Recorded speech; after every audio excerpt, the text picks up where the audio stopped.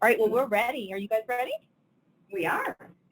Okay, well, hey everyone, welcome to I Thrive. My name is Yvonne Pelkey, and I'm going to be your moderator for today's session.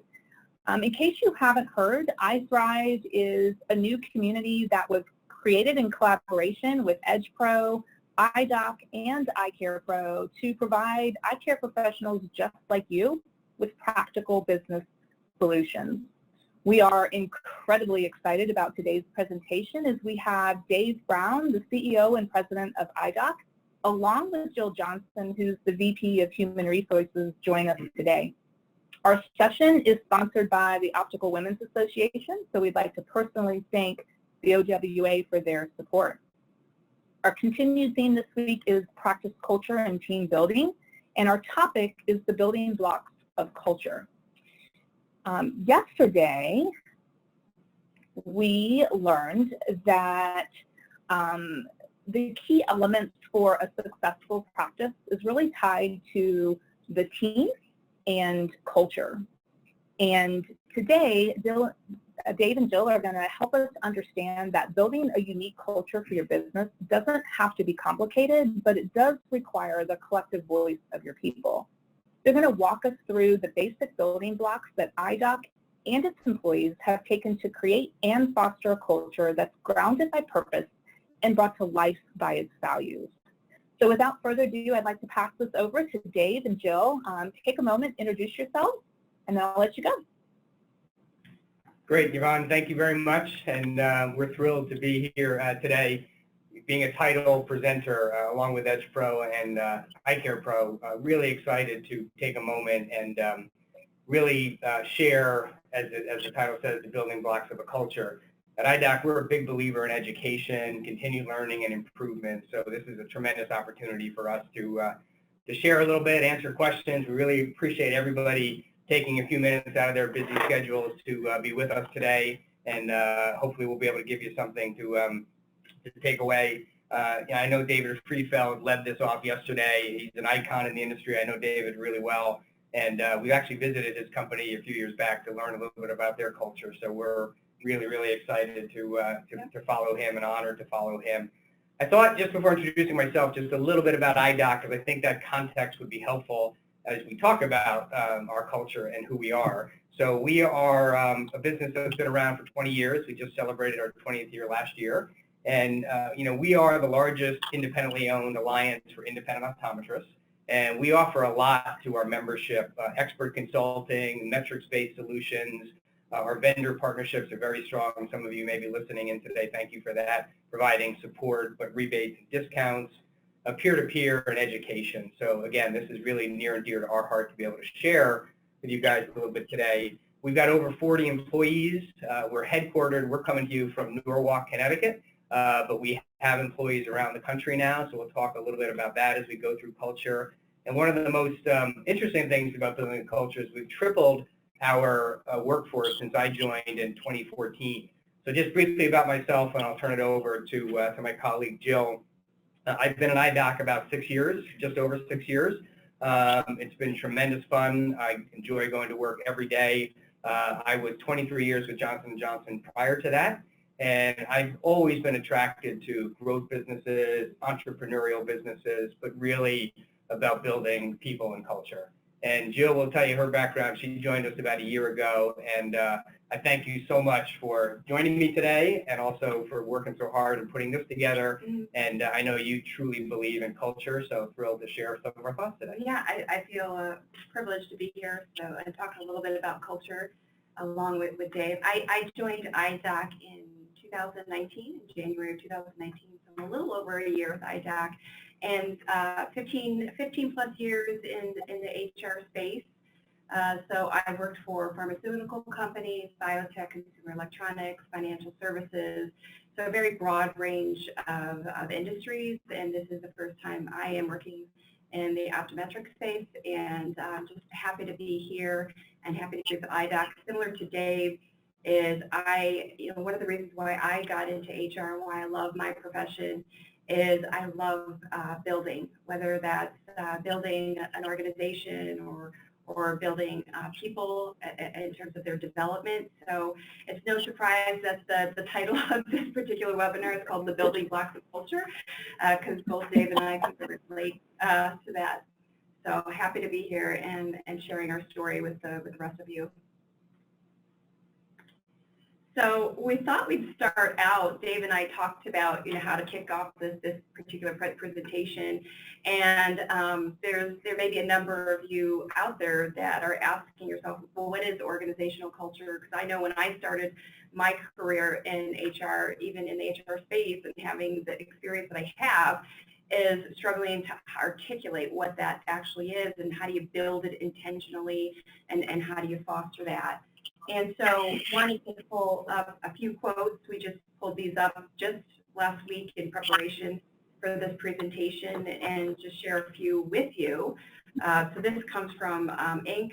And I just read this as the corporate culture refers to the shared values, attitudes, standards, and beliefs that characterize members of an organization and define its culture. That's one example. Another example, organizational culture is defined as the underlying beliefs, assumptions, values, and ways of interacting that contribute to the unique social and psychological environment of an organization. That's a bit of a mouthful. And then next we have a definition from the Society of Human Resources. An organizational culture defines the proper way to behave within the organization. This culture consists of shared values, shared beliefs and values, established by leaders and then communicated and reinforced through various methods, ultimately shaping employee perceptions, behaviors, and understanding. So again, in my opinion, I don't know what your opinion is, but it can get a little fuzzy out there because you have lots of different definitions about what culture is. And so I thought I'd point out this very last one because I would say it's closest to how we would define our culture at IDOC and in the most simplest terms. And this is from HubSpot, who happens to be one of our vendors, our internal vendors. And HubSpot describes organizational culture as a set of values, behaviors, and shared vision that contribute to the environment of an organization. So you look at these very different definitions, what are the common themes that you see here? Well, we see that there are shared values, I think, with all four of the definitions, and we're going to talk a little bit about that in this presentation of how IDOC does that and how we foster our culture with a shared vision and purpose. Yeah, just before you can go on, but Okay. the beliefs and the behaviors. Yeah. The behaviors is the word when we talked about it, because that's what ultimately, as you're building a culture, it's how the employees behave. And so Right. that was one of the key themes through those definitions. Yeah, interesting. And before we go into how we define our culture at IDOC, we thought, again, we'd bring some very common nomenclature that you might find either on the internet or across your experience in the business. So many of us are familiar with a vision statement or a mission statement. A vision statement typically describes your longer-term vision, your endpoint, where you want to be in 2 to 5 years, whereas a mission is really defining what you do and who's your market and who's your customer. And typically in past generations, companies would look at the vision and mission and use those statements to define their culture. But what we're finding in the market out in other industries, both large and small, is that more companies are moving away from this, what we see as an outdated paradigm and what we're reading, and moving towards more of a value-based and purpose-driven organizational culture. And that's really where IDOC is and where we focus our energy and how we build our culture. So when we think about values, it's going back to those shared beliefs. And purpose is that the reason why we exist. What are we excited about our jobs and how we're serving our customer, or in this case, our member. And so that's how we focus on these final two blocks at IDOC. Yeah, it's a very, we've been on a journey, and as you joined, I shared a lot of the history, but when we were founded by an independent optometrist, Dr. Mark Vader, and when I joined, he had a vision mission, and we're going to talk about how you always have to refresh and keep it real, if you will. And our vision and mission was very much sort of metrics-based, be the largest or and it had it had this element of ensuring independent optometry could survive and thrive. But as we morphed and eventually were sold by private equity to our new partners, Investors Management Corporation, which I'll talk a little bit about throughout today. They are a long-term investor, which and they really believe in culture. We've morphed more to the values and the purpose, and we think we're also morphing in a way that is more realistic to those who want to come and work at IDOC. It's not generational. I think many generations want to have purpose. But we've worked hard to move this into our new vernacular. We should have mentioned at the outset as well, ask questions. We have the ability to answer, so at any time, please jump in on the chat function and we'll get some of those questions. So, love it. Yeah. So I think the next slide, Jill, is really for you, and then I'll get into a little bit of how we kind of went into this. Yeah, so I'll just kick it off, and then Dave can talk a little bit about the history and how we got here. So basically, we're taking that why and that how, and we're defining that to what we call our purpose and our core values. And it really is, in the simplest terms, this is really what defines our culture. Our culture is a combination of our purpose statement, our purpose, what drives us every day, and that's in combination with our core values, which guide the habits that bring that purpose to life. And so that's why we have these two boxes surrounded together as the foundational blocks of our culture, whereas the what, which is our strategy or vision statement of where we want to go longer term, it's really these first two blocks that are the foundation for how we build our culture at IDOC. Yeah, so as you start listening throughout today, think of this as a way to improve or refine or build your culture. And we're going to talk a little bit about this why. And you're going to hear us talk about what and how a lot as well, because that's become very critical to how we nurture our culture here at IDOC. So one of the major points or inflection points, if you will, at IDOC was I mentioned when Investors Management Corporation acquired IDOC, and they are a long-term investor, and one of their ethos is business is a force for good. And shortly after getting introduced to the leadership there, we learned about Simon Sinek. Many of you might know of Simon Sinek. He is a real thought leader. I think his TED Talk is the #2 viewed of all time. And so many of you might know of this bullseye or have seen this about starting with why. And I thought I would just read a quick paragraph because I think it's better coming from him in terms of what this bullseye means. And as Simon Sinek in his book talks, he says, every organization knows what they want to do. It's very simple. It's the products they sell, the services they offer. Some organizations know how they do it, and these are the things that make them special or set them apart from their competition. But few organizations know why they do what they do. The why is not about making money, that's a result. Why is a purpose, cause, or belief. It's the very reason your organization exists. So we went through in 2018, we started going through a strat plan process. Again, always good to refresh and understand where your business is going. And we had a moment where we had to define our why. Our vision and mission wasn't cutting it as far as I was concerned. And so we went through a process, but the process was born out of the strat plan process, which included all employees. So what's great about this, and again, it's a theme you're going to hear over and over today, is this has to be bottoms up. It has to be driven by your employees. So we pulled our employees together and shared a little bit of Simon Sinek, and everybody could very quickly say what we do and how we do. But I was thrilled by how fast we got to our why at IDOC. And our why is we empower independent owners to live the practice of their dreams.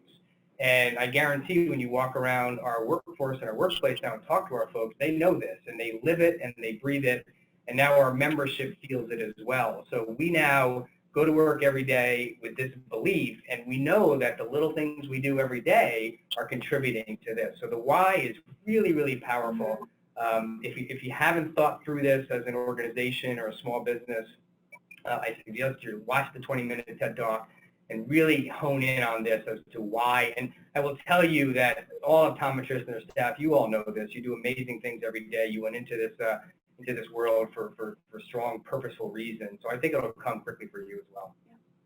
Yeah. And then you did something similar for the core values, correct? Is when you define this the why at IDOC, that you also work with employees in defining what are these core values. Right, because we sort of had them, but they weren't on paper, they weren't really known. And again, what I don't think you can do, and you would agree, is you can't top down these. You can't start from on high, say, here's our values, folks, live these, live them every day.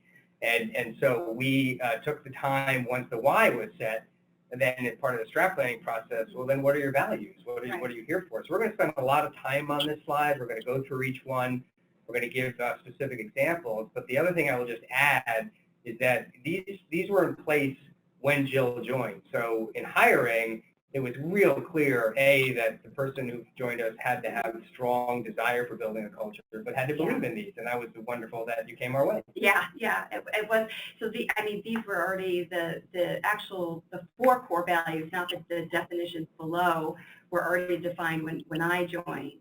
And what resonated with me shortly after I joined IDOC, I mean, you could see these on paper, but to actually see them come to life and see our employees live these values out every day just tells me that it was from the employees, because they believed in it and they were living these values every day. So what we did and what I helped drive this last year after I joined the organization is, okay, so how do we take these 4 values and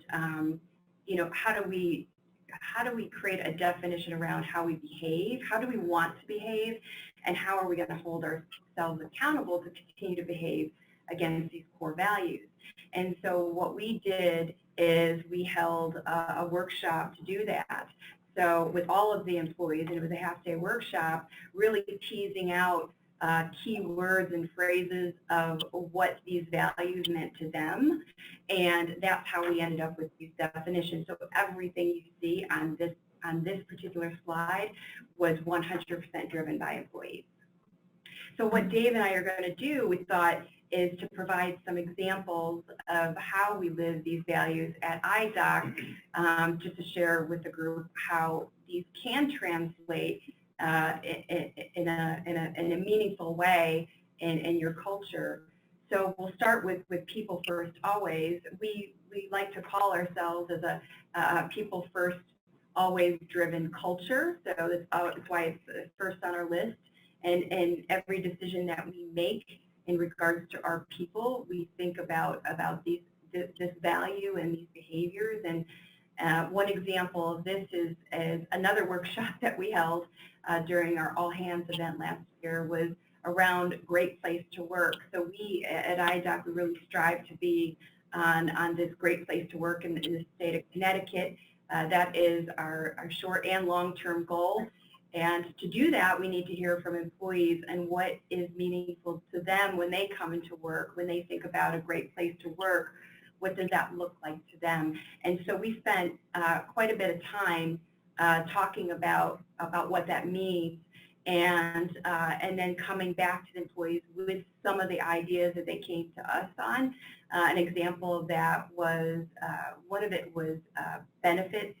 That there's some areas around their benefits that they wanted to see some changes in. So we brought in vision care, 100% paid by the organization to the employees and their families. That was one example. And then we offer now discounted frame service for our employees. And there are a number of other ideas that we're still working through as a leadership team that will again bring to life and bring to the organization over time. Yeah, I think it's again, you mentioned it's the first thing up there, people first always. And one of the tenets of Simon Sinek and something that's, I'd say fairly new over the past maybe 10, 15 years is, that the customer is not always right, or said differently, culture is very much the customer is always right. It's all about the customer. And the new thinking, if you will, is really about people first. And unless you have a culture and unless you have a workforce that is accountable, is helping others achieve success, providing feedback, demonstrating that care and respect, you cannot expect that to then translate out into the marketplace in whatever business you're in. So it flips the model a little bit, and some folks struggle with it. because we're in the business of supporting customers or members or whatever it might be, but it has to start first. We believe that firmly here at IDOC, that it has to be a people-first environment first and foremost. Only then can you expect to have the results and things come to fruition that you want to have. The second one is trusted relationships. And so this one is second for a reason. It's also non-negotiable. And it's one that I, as a leader, have had to really learn to be even more honest and transparent. That's a big one here, obviously. And sharing the voice and learning from mistakes. Certainly not being infallible. I think vulnerability is critical from leaders. And this noble intent I love, it's words Jill brought to us. But, we often, our friends at IMC often tell us, remind us that if you don't tell the story, people will fill in the blanks. And usually it's not a positive story. Usually it's human nature as you go dark pretty fast. But so on trusted relationships, for us, I'll give you two examples of where this really has come to fruition and has paid off for us. And one is around our vendor partnerships. We have strong vendor partnerships. I mentioned that earlier. But in the past, those were year-long contracts. So you can imagine the end of the year, it was negotiating and talking about next year, and a lot of time was spent on contracts. Well, we just have a new partner that we brought in, and we signed a 5-year relationship with them. So that's really something different in our space. It talks about long-term. It talks about trusting that if something were to come up, we'll talk about it, but really feel strongly about that. The other one is a big one that I know a lot of our small business owners struggle with, and in many ways, IDOC is a small business, and that's sharing results, and that means revenue and income. And here again, we were encouraged by Investors Management Corporation, and my leadership team got behind it very quickly to share with the organization our revenue and income. We hadn't done that before. And it's scary at first, and then you realize, why are we hiding that? And it allows things to open up even more.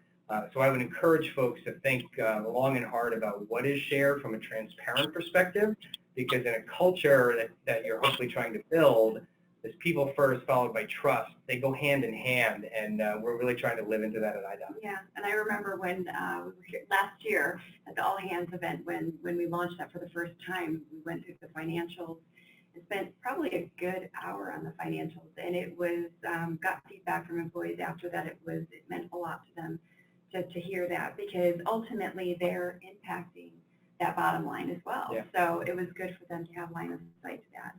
So I'll talk a little bit about service at our core value and how we bring that to life. I'll give an example, pretty big example, especially as it relates to our members. So I joined in January. I say around the May timeframe, I started working with Janice Doty. She's our VP of membership at IDOC, and we partnered pretty closely together in reimagining what our membership organization would look like, because in the end, we wanted to bring the greatest value to our members, and we suspected that the construct that existed back early last year was not the right structure.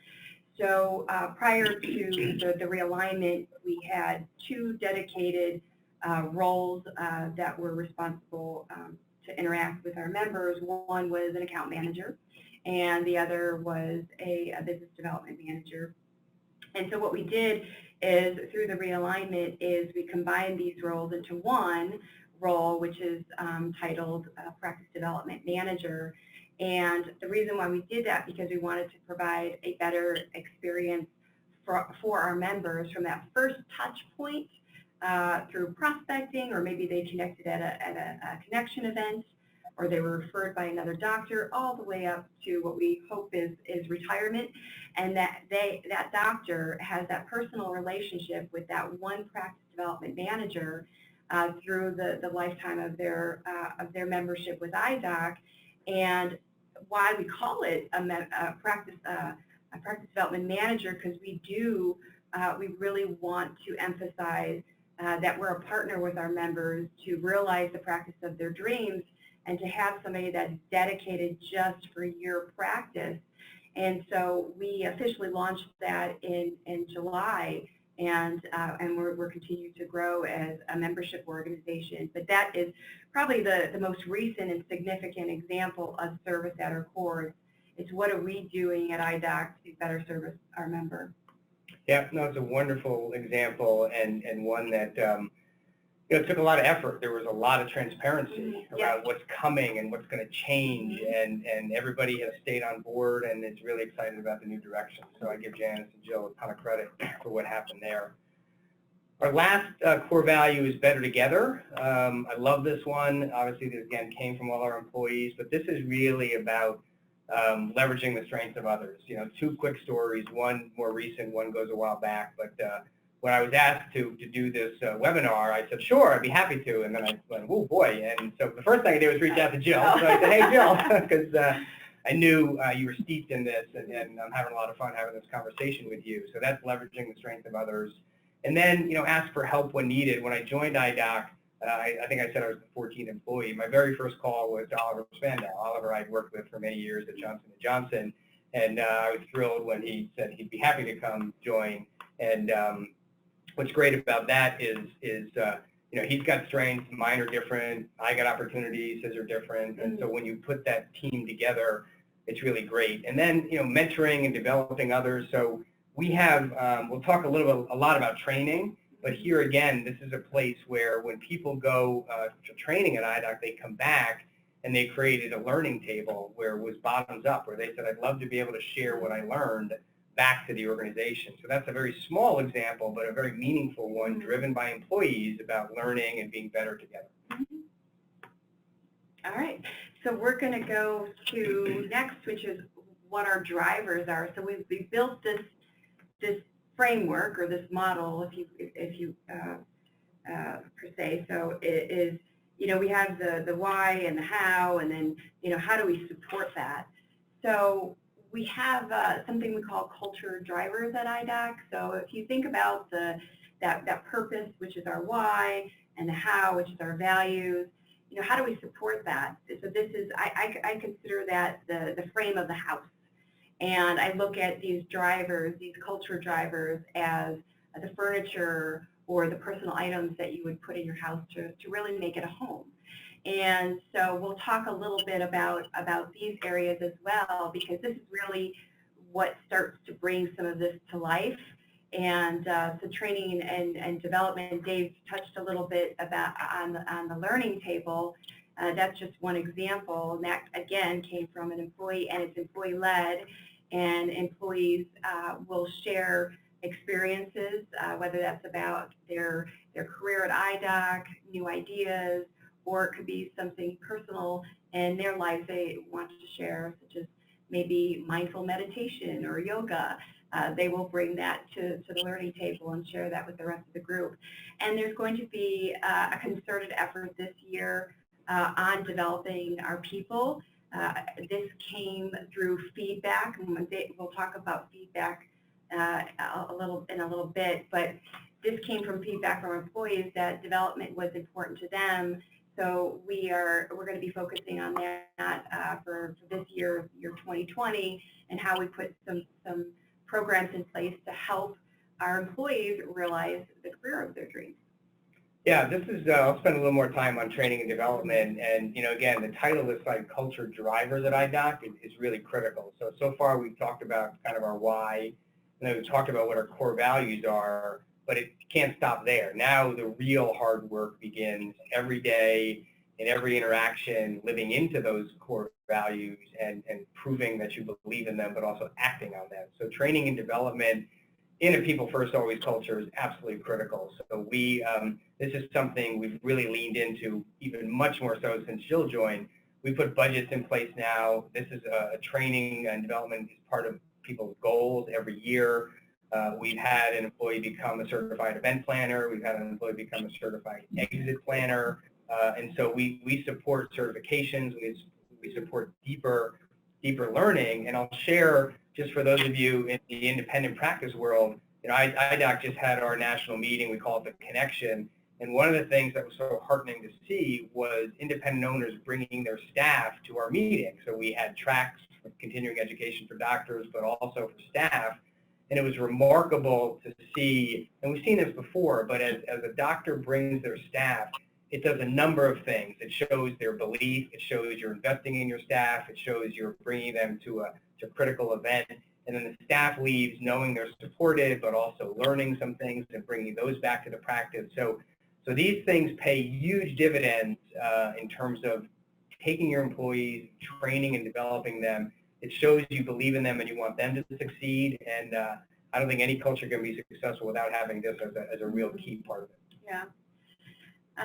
Team building. So I talked a little bit about an all-hands event that we held last year, and leaning into our people first always culture, we shut down our the office for 3 days, and it was a long 3 days, but it was meaningful. I'd like to think, and I've gotten some feedback from employees, because we did some team building, we did some fun team building, we did have a scavenger hunt, and then we had some cross-sharing across different functions about each other's roles and responsibilities at IDOC, and I mentioned we did a few breakout sessions, workshops around Great Place to Work, and then that's where we defined our cultural, our definitions around our core values. We did that during the all hands event. So that was our inaugural event last year, the first time we did that, and it went very well. We plan to do that every year as an annual event because we do have employees. I would say about a third of our workforce is remote now. We'll probably continue to be open to a remote workforce. And so how do we drive community, that sense of community when you have a diverse workforce, and we'll do that through team building. Yeah, and that was a tremendous meeting. And again, that was 3 days bringing everybody together. So if you're able to do that, great, but it doesn't have to be that big. A small example, we just finished up a wellness challenge in January. So we have an IDOC in the community group, and their idea was let's do a wellness challenge. So people put forth 3 things that they wanted to do, like read 20 minutes a day or stretch or mindfulness, whatever it might have been. But it was fun. There was no pressure to you had to do it, but we recognized the folks and gave them a small gift card. But that was just another way of team building. We had a stair challenge once because the elevators were getting reworked, and so those little things can go a long way. Yeah. So workplace environment. Speaking of elevators, so we're in a workspace here that we moved to 3 or 4 years ago, and we've outgrown our space here. And so we're really pleased to be able to move to a new environment, and this gives us the opportunity to, again, drive our culture through this environment that we are going to move into. Jill is going to lead the team that takes us there. We're talking to some of our partner companies at Investors Management Corporation who have just moved. We've gotten some videos. So we're in an open environment here at IDOC, and Jill said we have remote people coming in. We're moving to an environment that will allow us to remain open, but to have private spaces, to have a nice kitchen area, to have a training area, a place for us to have larger meetings. Zoom has become really, really important to our culture. It's mandated, and so a Zoom room or 2 is going to be critical. Word room, of course. These things are going to be really critical for us to make our environment drive the culture, attract people, and allow us to, again, build on the things that we think are absolutely critical in a people first always culture. So we're going to be investing in that. And here again, we've already asked employees, what do you want? So it's not a top down. We're getting great feedback on what they're looking for. Yeah, and I would just add to the workplace environment, it doesn't have to be, a complete change to an office that involves large amounts of capital, but it could be small changes like we did with bringing healthy snacks into our kitchen area, and that was an idea from an employee that came to me and asked if the company can provide and sponsor healthy snacks to promote wellness, and we did that. We tested it for about 30 days with different variations of snacks, and everybody loved it, so we put a budget in for this year to make sure we continue to do that. So these are the small things that matter as well. Communications and feedback. So it's very important at IDOC that we drive communications, because a lot of the ideas that we get We get that from the employees, so it's important that there's a fluidness to how we communicate. So we have a number of communication channels that we promote and drive at IDOC. So I'll talk about one, and I'll talk about Office 5 in particular, and then you can go through some of the other channels that we have. So Office 5 is a employee, it's an engagement pulse survey. So employees will get a survey every other week and get little pulse questions to respond to, and our preferred partner, which is GTN, also uses Office 5, and so which is why we selected that particular vendor. We took your endorsement seriously, and it's been really great.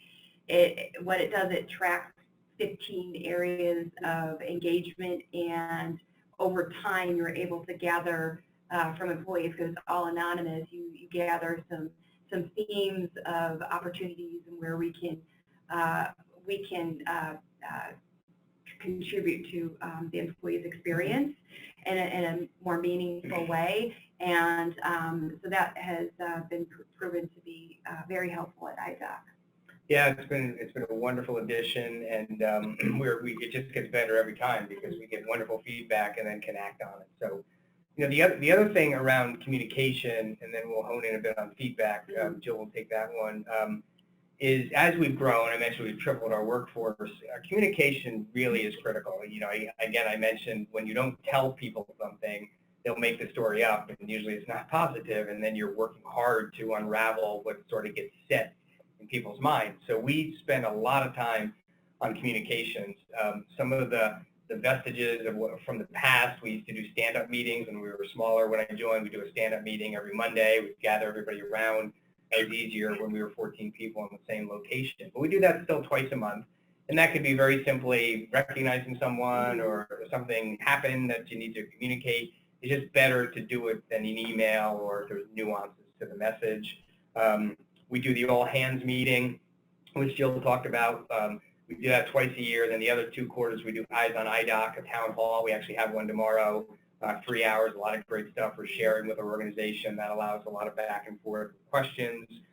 We do something, we borrow this from some of our friend companies, the Investors Management Corporation. We do a weekly What's Up. It's an email that goes out every Monday.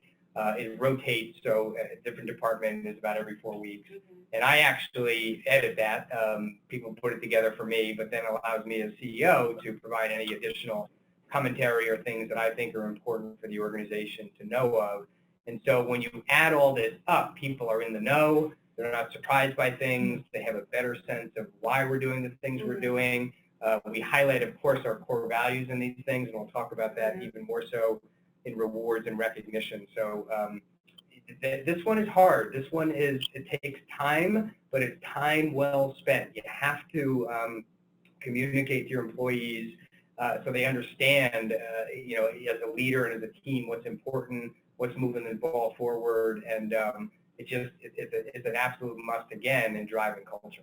Yeah, I would agree with that. I think this is where you'll see, in my experience, my years of experience working in different industries, different companies, this is where culture will start to break down, is around communications. It's something that we as business leaders, we don't see, because it's intangible, and we don't see the immediate maybe rewards of communication as you're doing it, but it's the ongoing and the discipline of keeping communications ongoing, and is really what makes the impact. And I think that ties into the flex weeks that we were talking about earlier today.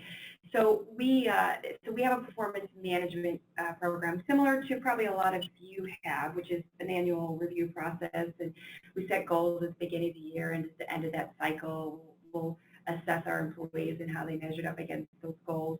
But what we have found, and what we've been talking about as a leadership team, is that once a year is just not enough. So much can change in a year. The landscape, as you all probably have experienced, the landscape in this industry is ever evolving, and so that changes the demands on the organization. It changes the needs of our members, And so to set a goal and to expect that goal is going to be unchanged for the rest of the year is unrealistic. So we're instituting something called Flex Weeks at IDOC. We'll do it every quarter, where it'll be an opportunity for employees to talk with their managers and flex their goals. So and shift. So there could be goals that no longer exist or that are no longer pertinent to what we're trying to do as an organization, or they may add a goal on depending on maybe their development or a new role they've stepped into. So I think this is an important piece that we're going to learn, and we're going to test this year, because what I'm also seeing out in the market in various industries, various companies, large and small, is that once a year is very difficult to do, and to manage engagement of your employees when you're touching base on their performance just once a year. So there are more companies that are moving to what you would term as real-time feedback. So we're leaning into that a little bit through this quarterly Flex Week. It will be real-time in the sense that we're not doing it weekly or monthly, but we're definitely going to be checking in on a quarterly basis.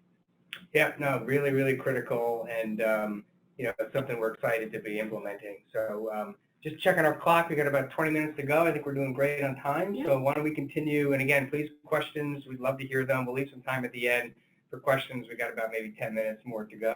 So comp and bennies, why don't you hit that one, Jill? Yeah, this one should be fairly quick. So Dave mentioned we have a town hall tomorrow, and we're going to be talking a little bit about compensation tomorrow. And this is feedback that we received from our employees through Office 5, and is that this is an area that employees want more maybe transparency on. So that's what we're going to do. Is we're going to share that and talk a little bit about how we're going to be structuring compensation this year and going forward.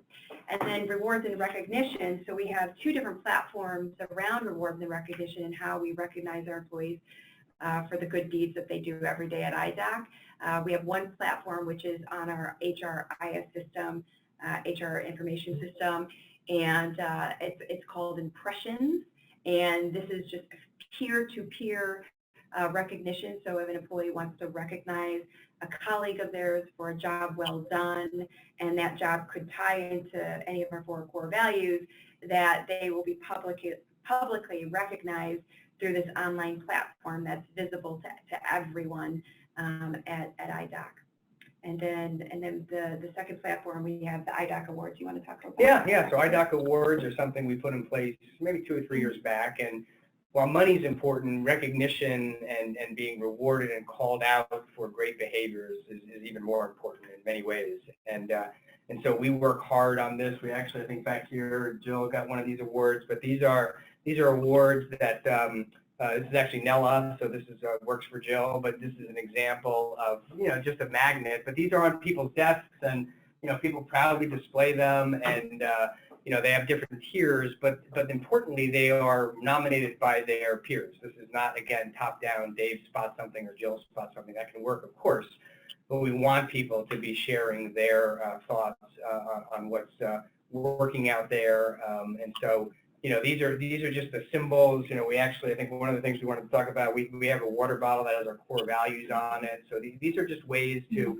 remind people and help them understand why we're doing it, what we're doing. I did see a question pop around town hall. So maybe just briefly around the town halls. One thing I'll say, and I'll let Jill add to it, the question was, how do town halls work?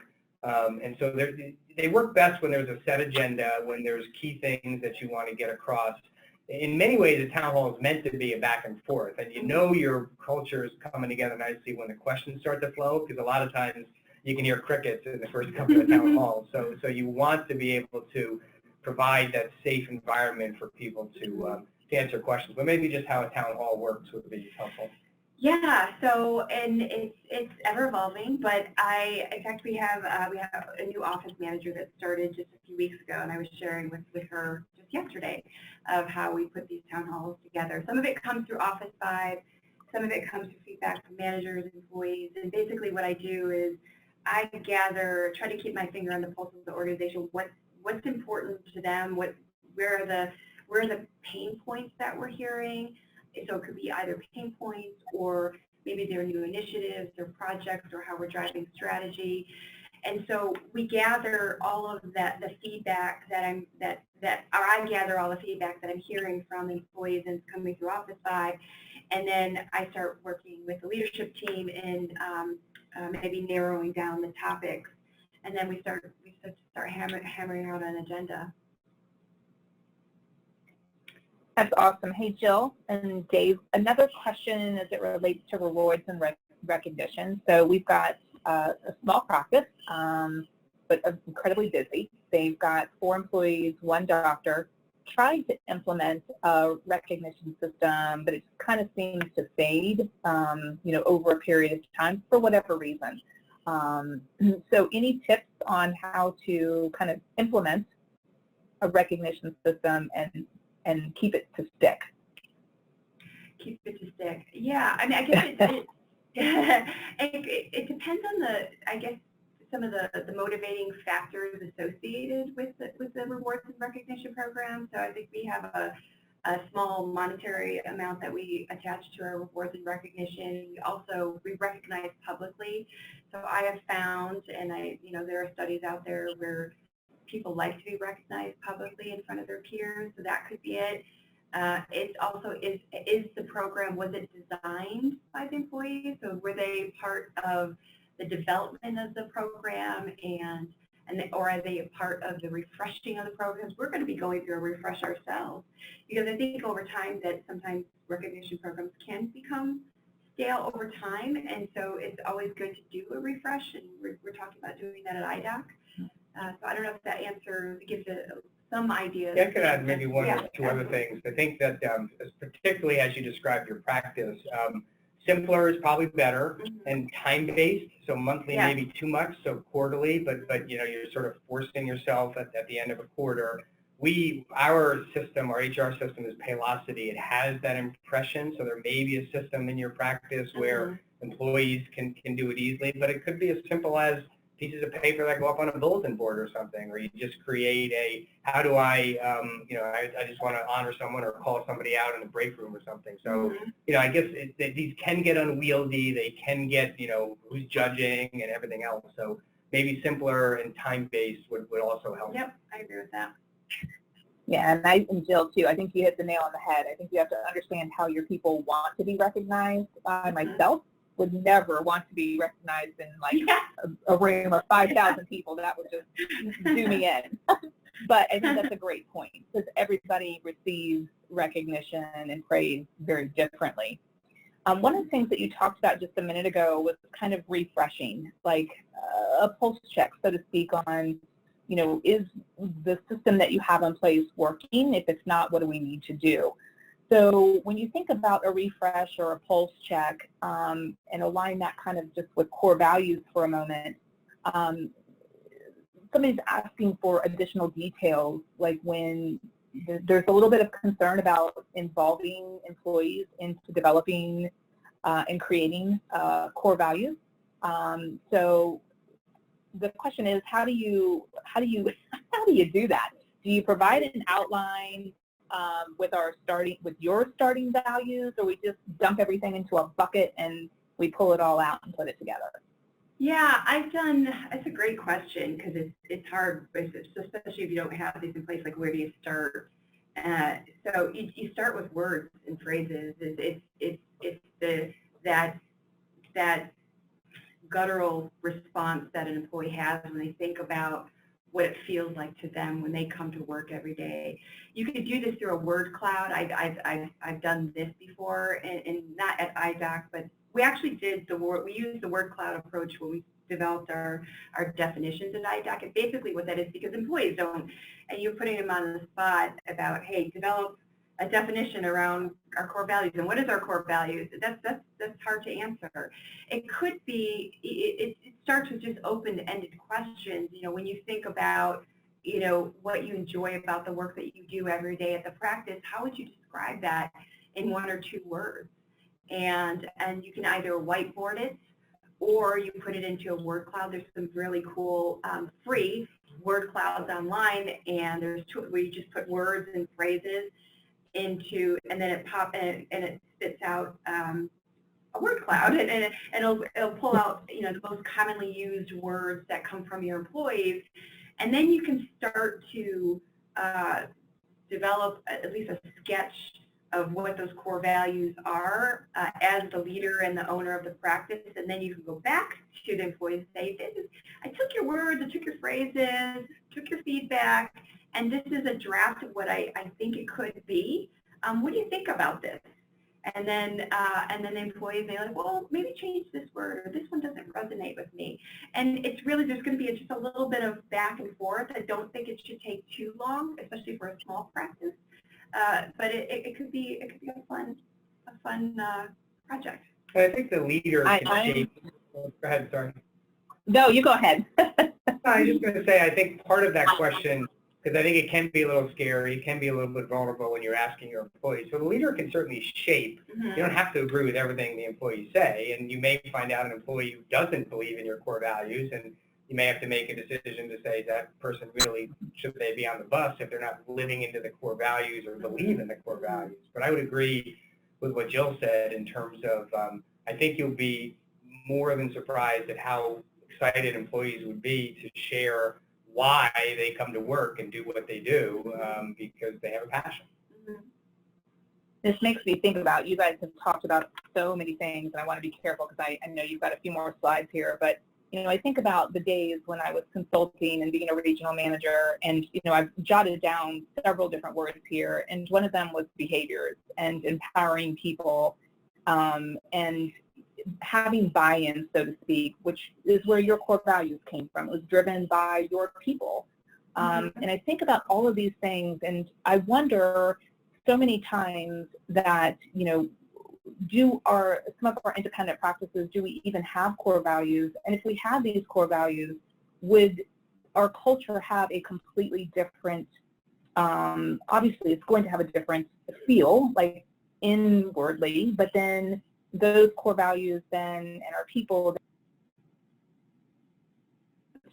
much like your members, right? So your core values are a reflection of how you treat your people that you're working with. So just a lot of great stuff here, and I loved all the bullet points that you're talking here about being open to feedback and transparent, you know, about your numbers. And another question came in as it related to numbers is, you know, when you release your financial, so to speak, to your team, did that create a sense of security?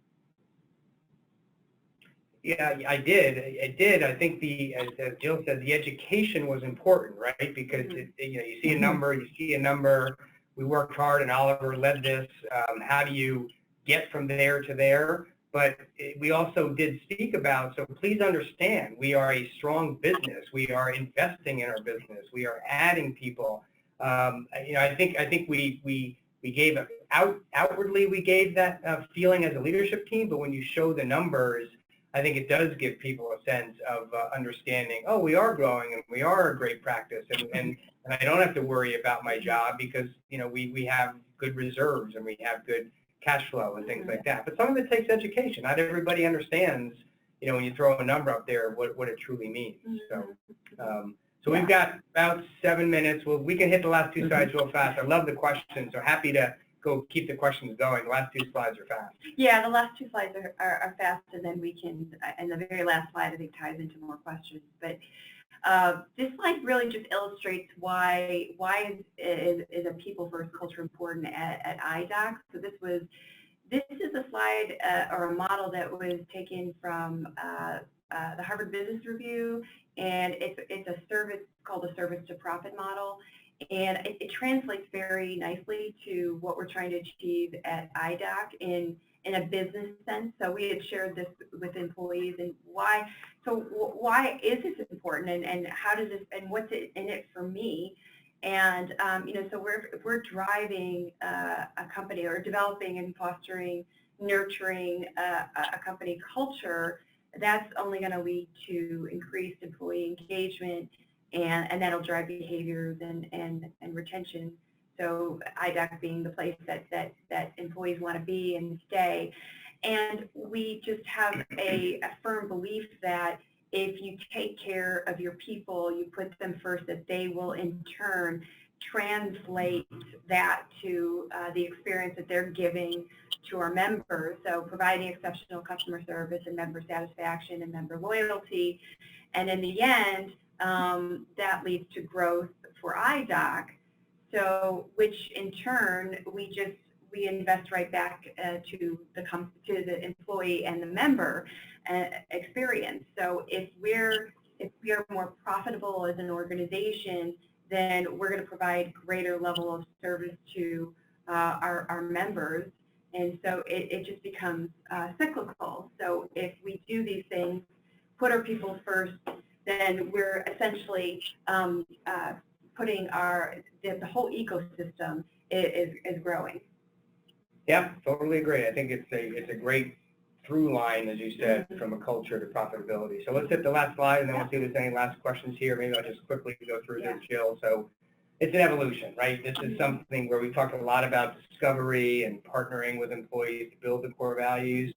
But then the building and sustaining is actually the hardest part. I remember we were going through the IDOC board about this, and they asked, what's the hardest part? And I said, sustaining it. And they said, yeah, you're right. So integrating them into core values into performance management, recognizing and rewarding on core values. You got to talk a lot about it and do internal marketing, and then share your stories. So we'll end with some questions here, but I hope you learned some things today a little bit. We're happy. We're always around. So if there are additional questions, I'm sure you can find us, our emails. I think we're on the webinar, and we'd love to have great people join us, great members join us, great vendor partners reach out to us. We are really excited about what we're doing at IDOC to empower independent owners to live the practice of their dreams. Jill, thanks again for the job on this. Awesome. And any last questions from folks or anything else we can answer? Yeah, so one of the questions that just came through is, can you expand upon the definition of cultural drivers? So, yeah, so if you think about it, so these are the drivers that bring the values or the culture to life, so to speak. So I talked about the house, and then these are the furniture in the house to make it a home. So, so for example, when we went through, just trying to think, one of the drivers, learning and development, is do you have a learning and development plan? Is there a plan in place to develop your people? And I know, the question may come up, well, I have a small practice, and there's really, an employee doesn't really have a lot of development to move up in the organization. We have that same challenge at IDOC. We're not that large of an organization. So it's really around career, maybe enrichment, maybe not necessarily development in the traditional sense that you're moving laterally, but how are you enriching the lives of your employees through their career by giving them new experiences in the practice? And so that's just one example in those cultural drivers in how you bring culture to life. Hopefully that answers or illustrates a well enough response to answer the question. Yeah, absolutely. You talked about word cloud, and I think this is, Dave, where you and I were starting to talk at the same exact time. Love word clouds because it can be anonymous, right? And you can get we did it within our own company where we were talking about how effective was our company meeting and what we would like to see differently. And there's all different kinds of ways in which you can use word cloud. Do you have a specific recommendation for a word cloud platform? Well, I think you mentioned one, Yvonne, which was Wordly. Okay. That's the one we used at IDOC, and that was Wordly. Okay. Yeah. Just so people know what happens in the word cloud is the words that are mentioned the most pop. So it's a cloud of a lot of words, but you'll see big words like trust or belief or so whatever it might be, and that's what your employees are saying. So it's a neat way to sort of pull out what's important to them. Yeah, that's all good stuff. We're right at our 3 o'clock hour here, and so if there's any additional questions, Dave and Jill are happy to answer Any other questions you might have or some comments, feel free to give them a call. Their number is here. Email is probably best. Dave, Jill, oh my gosh, this was so amazing. Loved everything that you do within your company. I just learned so much more about you guys, and incredibly excited to continue our partnership and with y'all. It's been amazing. I want to remind everybody to tune in again tomorrow. We have another presentation. This one is going to be on psychological safety, the most effective teams get this right, and it's going to be presented by Dr. Larry Goulson. Thank you again, everyone, for taking the time to be with us. We look forward to seeing you tomorrow. Have a great rest of your day, and we'll see you then. All right, thank you. Bye, thanks.